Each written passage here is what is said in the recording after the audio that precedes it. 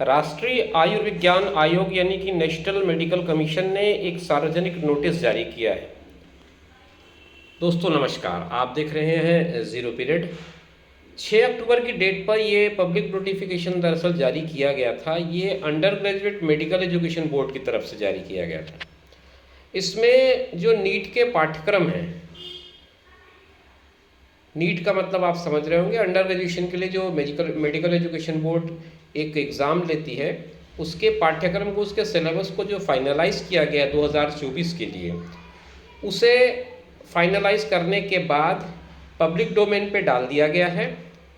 इसे बड़े पैमाने पर जनता के संदर्भ के लिए एनएमसी की वेबसाइट पर अपलोड किया गया है।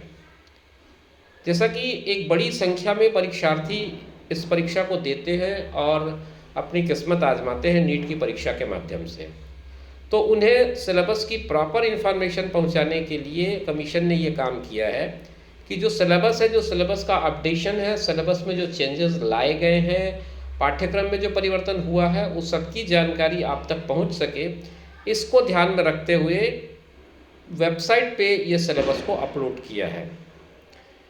हितधारकों को सलाह दी जाती है कि वे अध्ययन सामग्री की तैयारी के लिए और शैक्षणिक सत्र 2024-25 के लिए NEET यानी कि नीट यूजी परीक्षाओं की तैयारी के लिए अद्यतन पाठ्यक्रम का संदर्भ लें। तो जो अपलोडेड सिलेबस है उसी के हिसाब से तैयारी करें। जो सिलेबस 2024-25 के लिए तैयार किया गया है, जो नीट की यूजी एग्ज़ाम के लिए 2024 में होने वाली है, जो उसमें जो एप्लीकेबल होगी उसके लिए ये सिलेबस है।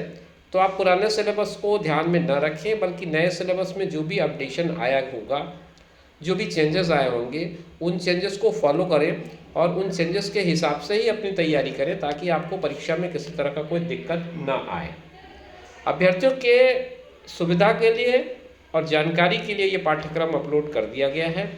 तो जो विद्यार्थी या जो अभ्यर्थी इस परीक्षा में शामिल होने वाले हैं, या ऐसे शिक्षक जो इसकी तैयारी करवाते हैं, उनको ये सलाह है कि वो इस पाठ्यक्रम को ज़रूर एक बार देख लें।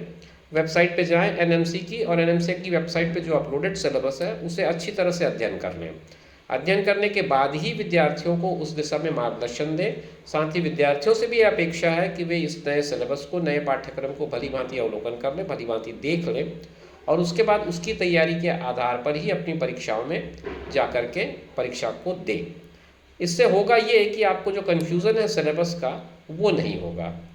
आमतौर पर आप पुराने पाठ्यक्रम, पुराने पेपर्स के बेसिस पे तैयारी कर लेते हैं, तो कभी कभी ये कन्फ्यूज़न क्रिएट हो जाता है।